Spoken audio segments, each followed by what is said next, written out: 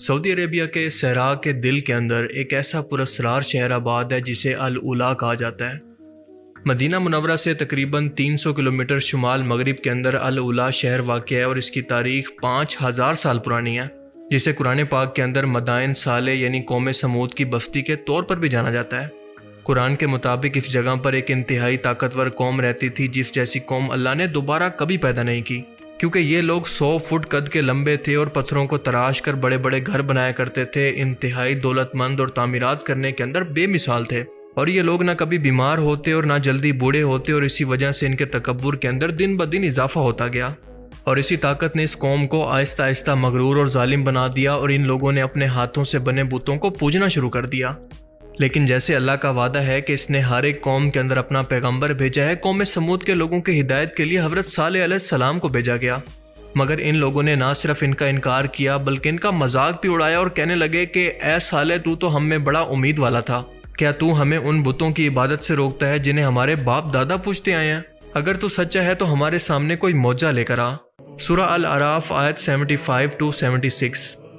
آپ جانتے ہیں کہ اللہ کا قانون ہے کہ اگر کوئی قوم معجزہ دیکھ کر بھی ایمان نہ لائے تو اس پر عذاب لازمی آتا ہے، اور قوم سمود نے بھی اسی طرح کے معجزے کا مطالبہ کر کر اس کا انکار کر کے اللہ کے عذاب کو دعوت دی تھی، کیونکہ وہ کہنے لگے کہ اگر تو واقعی اللہ کا نبی ہے تو ہمارے لیے اس پہاڑ سے ایک حاملہ اونٹنی نکال کر دکھا جو کہ اسی وقت پیدا ہو اور بہت بڑی ہو اور اس کے علاوہ دودھ بھی دیتی ہو۔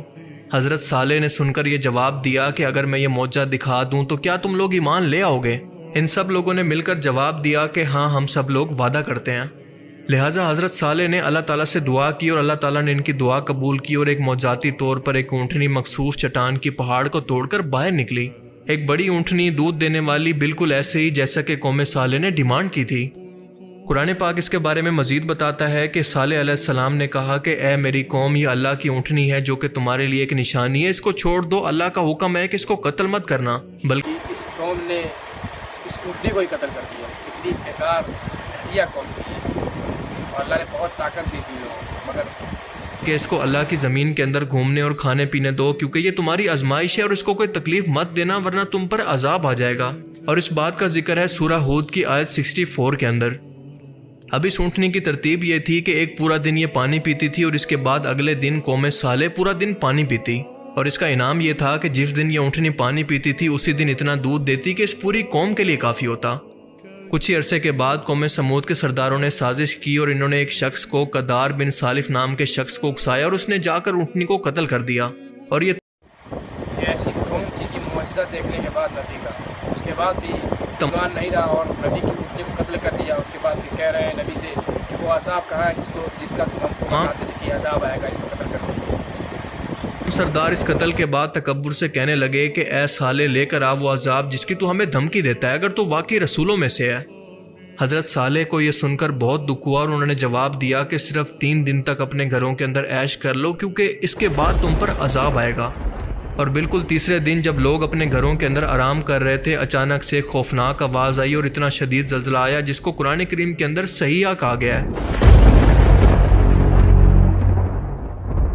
صحیحہ کا عربی زبان کے اندر مطلب یہ ہے کہ ایسی خوفناک چیخ، ایسی خوفناک آواز جس کی وجہ سے انسان کا دل تک پھٹ جائے۔ اب سائنٹیفکلی دیکھیں تو شاید یہ آواز کسی آتش فشاں کے پھٹنے کے بعد کی ہو سکتی ہے، جیسا کہ سال 1883 کے اندر ایک ایسی آواز ریکارڈ پر موجود ہے جو کہ قدرتی طور پر پیدا ہوئی، اور یہ آواز ایک آتش فشاں پہاڑ کے پھٹنے سے پیدا ہوئی تھی، اور اتنی شدید تھی کہ ہزاروں میل دور تک لوگوں کے دل پھٹ گئے، لوگ کانوں سے بہرے ہو گئے اور ان کے گھروں کے شیشے تک ٹوٹ گئے۔ اس آتش فشاں پہاڑ کا نام ہے کراکاٹووا، جو کہ انڈونیشیا کے اندر موجود ہے، اور اس کے پھٹنے کی آواز اتنی شدید تھی کہ اس کو پورے 3000 میل تک سنا گیا، جس کے اندر آسٹریلیا اور جزیرہ نما افریقہ تک یہ آواز کئی دن تک سنی گئی۔ کئی ہزار لوگوں کے کان کے پردے تک پھٹ گئے، کیونکہ اس آواز کی شدت تھی 310 ڈیسیبل، جو کہ کسی بھی انسان کی سماعت سے باہر کی ہے۔ اس دھماکے کی شدت سے یا پھر آواز کی لہروں کے آفٹر شاک کی وجہ سے جو لوگ آتش فشاں کے انتہائی قریب تھے وہ تو فوراً مر گئے، اور اس کے شوک ویوز کی وجہ سے لوگوں کے آرگن تک پھٹ گئے، جیسا کہ قوم سمود کے بارے میں بیان ہوتا ہے۔ اگر کوئی شخص کراکاٹووا جیسے آتش فشاں کے قریب ہوتا تو صرف آواز کی طاقت سے ہی مر سکتا تھا، چاہے آگ یا پھر لاوا اس تک نہ بھی پہنچے، کیونکہ یہ آواز سونک بوم سے بھی کئی گنا زیادہ طاقتور تھی جو کہ ہوائی جہاز کی رفتار سے آتی ہے۔ اور اس آتش فشاں کے پھٹنے کے اثرات صرف آواز تک محدود نہیں تھے، بلکہ اس نے دنیا بھر کے اندر موسمیاتی تبدیلیاں بھی پیدا کی، جیسے کہ ٹمپریچر کے اندر کمی اور یادگار رنگین آسمان کا منظر۔ مدائن صالح یعنی قوم سمود کی بستی سے تقریباً 250 کلومیٹر جنوب کے اندر مدینہ منورہ کے شمال کے اندر سعودی عربیہ کا آتش فشاں علاقہ موجود ہے، جس کو کہا جاتا ہے حرۃ خیبر، اور یہ جگہ لاوے سے بنے پہاڑوں پر مشتمل ہے۔ اس علاقے کے اندر پچھلے 1500 سالوں کے دوران کئی چھوٹے آتش فشائی دھماکے ہو چکے ہیں، اور یہاں پر موجود کچھ پہاڑوں کی ساخت تو ایسی ہے جو کہ صحیحہ یعنی بڑی گرجدار والی آواز کی کیفیت پیدا کر سکتی ہے، جو کہ قوم صالح کے بارے میں بیان ہوتی ہے۔ اور اس کے علاوہ حرۃ الراحت جو کہ مدینہ منورہ کے جنوب کے اندر مدائن صالح سے تقریباً 300 سے 350 کلومیٹر دور ہے، جبکہ حرۃ الشام جو اردن اور شام تک پھیلا ہوا ہے کافی دور ہے، لیکن یہاں پر بھی اتنی طاقت موجود ہے کہ قرآن کے مطابق صحیحہ جیسی آواز یہاں کے آتش فشاں پیدا کر سکتے ہیں، اور ان کے پھٹنے کی آوازیں اس قدر شدید ہو سکتی ہیں کہ ان کے آفٹر شاک سے ہیومن آرگن تک کو تباہ کیا جا سکے۔ کافی حد تک ممکن ہے کہ قوم صالح پر عذاب کی شروعات انہی پہاڑوں میں سے کسی ایک آتش فشاں پہاڑ سے ہوئی ہو، باقی واللہ عالم۔ حضرت عبداللہ بن عمر بیان کرتے ہیں کہ جنگ تبوک کا وقت تھا جب رومن فوج سے سامنا ہونا تھا، اور نبی کریم صلی اللہ علیہ وآلہ وسلم اور آپ کے صحابہ مدائن صالح سے گزرے اور کچھ ٹائم کے لیے یہاں پر قیام کر لیا۔ جب آپ کو اس جگہ کے بارے میں خبر ہوئی کہ یہ میدان صالح ہے، تو آپ نے صحابہ کو فرمایا کہ یہ وہ جگہ ہے جہاں پر اللہ کا عذاب آیا تھا، اور یہاں پر غم کے آنسو بہاتے ہوئے عبرت حاصل کرو، نہ کہ خوشیاں مناؤ یا پھر یہاں پر قیام کرو، کہیں ایسا نہ ہو کہ تم پر بھی وہی عذاب آ جائے جو کہ ان پر آیا تھا۔ صحیح مسلم میں مزید وضاحت آتی ہے کہ نبی کریم صلی اللہ علیہ وآلہ وسلم کے صحابہ نے مدائن صالح کے اندر کنووں سے پانی لیا، یہاں پر آٹا گوندا اور کھانے کا انتظام کیا، تو آپ صلی اللہ علیہ وآلہ وسلم نے حکم دیا کہ وہ آٹا جانوروں کو کھلا دو، وہ پانی بھی بہا دو، اور اس علاقے سے پانی صرف اسی جگہ سے لینا جہاں پر حضرت صالح علیہ السلام کی اونٹنی پانی پیتی تھی۔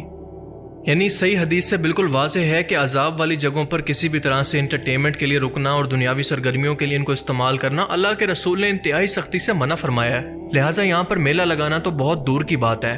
بالکل ایسا ہی حکم جیسا کہ قبرستانوں کے بارے میں بیان ہوتا ہے، کیونکہ یہ عبرت کی جگہ ہیں، اور میدان صالح اس وجہ سے زیادہ امپورٹنٹ ہو جاتی ہے کہ اس جگہ کی نحوست ابھی تک عذاب کی وجہ سے باقی ہے، اور اتنا زیادہ نحوست ہے کہ یہاں پر اللہ کے رسول نے رکنے کھانے پینے سے بھی منع کیا اور حکم دیا کہ جلد سے جلد یہاں سے نکل جاؤ، اور ایسا نہ کرنا اللہ کے عذاب کو دعوت دے سکتا ہے۔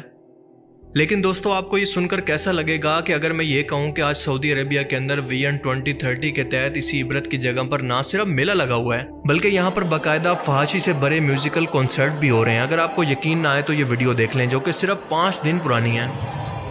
میں جانتا ہوں کہ اس ویڈیو کو دیکھ کر اس پر یقین کرنا مشکل ہے کہ کیا یہ کسی ویسٹرن لبرل ملک کی ویڈیو ہے یا پھر سعودی عربیہ جیسے مسلمان سرزمین کی، جسے اللہ کے رسول نے عبرت کی جگہ کہہ کر اپنے صحابہ کو اور اپنی امت کو وہاں پر جانے سے منع کیا تھا۔ لا حول ولا قوت الا باللہ۔ اب یہ تو سیدھا سیدھا اللہ اور اس کے رسول کے ساتھ باقاعدہ ضد ہے، بلکہ قوم سمود والا اللہ کو چیلنج ہے کہ اگر تم ہم پر عذاب لا سکتے ہو تو لا کر دکھاؤ، ہم نے تو اس حکم سے پیچھے نہیں ہٹنا۔ یہ کنسرٹ دراصل ایک جرمن میوزک گروپ کائن میوزک نے منعقد کیا تھا، اور یہ علاقہ مدائن صالح کا حصہ ہے۔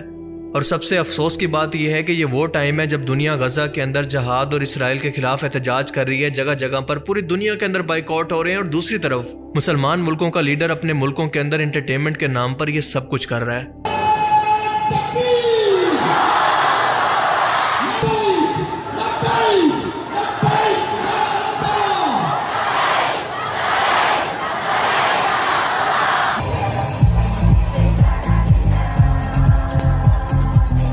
اور وہ یہ سب کچھ اس لیے کر رہا ہے کہ اس کا امیج دنیا کے اندر ایک اسٹرکٹ مذہبی ملک سے ہٹ کر لبرل ملکوں کے اندر شامل ہو سکے، اور دبئی اور UAE کی طرح یہاں پر بھی فورن ٹورزم اور انویسٹمنٹ بڑھائی جا سکے، کیونکہ مستقبل کے اندر الیکٹرک گاڑیوں کے آنے کے بعد پیٹرول کی ضرورت ختم ہوتی جا رہی ہے۔ لیکن اس چینج کے دوران اسلام اور اس کے کلچر کو جس طرح سے تباہ کیا جا رہا ہے وہ انتہائی تکلیف دہ ہے۔ یہ میوزیکل کنسرٹ ایلیفنٹ ماؤنٹین کے پاس ہوا، جو کہ قدرتی پہاڑی ہے جو دیکھنے کے اندر کسی ہاتھی کی طرح لگتی ہے۔ ایسا اس لیے کیونکہ ہزاروں سالوں کے ہواؤں اور ریت کے کٹاؤ کی وجہ سے اس کو قدرتی طور پر ایک ہاتھی کی شیپ مل چکی ہے، جو کہ خود سے نہیں بنائی گئی۔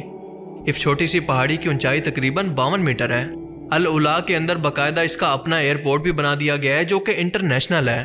اور اسی علاقے کے اندر بہت سارے فیسٹیول میوزیکل کنسرٹ بھی اکثر ہوتے رہتے ہیں، جہاں پر بہت زیادہ فورن ٹورسٹ بھی آتے رہتے ہیں۔ مدائن صالح ویسے تو العلا کے علاقے کے اندر ہی موجود ہے، لیکن ایلیفنٹ راک اس سے کچھ فاصلے پر موجود ہے۔ اب آپ ذرا سوچ کر بتائیں کہ کیا یہ سیدھا سیدھا اللہ کے عذاب کو دعوت نہیں دینا ہے تو اور کیا ہے؟ چلیں غیر مسلم تو اس جگہ کی اہمیت کے بارے میں کچھ نہیں جانتے، ان کے لیے تو بس یہ انٹرٹینمنٹ ہے، لیکن افسوس کا مقام تو یہ ہے کہ مسلمان تو اس کی اہمیت کے بارے میں جانتے ہیں۔ اللہ تعالیٰ سے دعا ہے کہ ان لوگوں کو ہدایت دے اس سے پہلے کہ بہت دیر ہو جائے۔ اللہ تعالیٰ ہمیں سمجھنے کی اور نیک عمل کرنے کی توفیق عطا فرمائے، آمین۔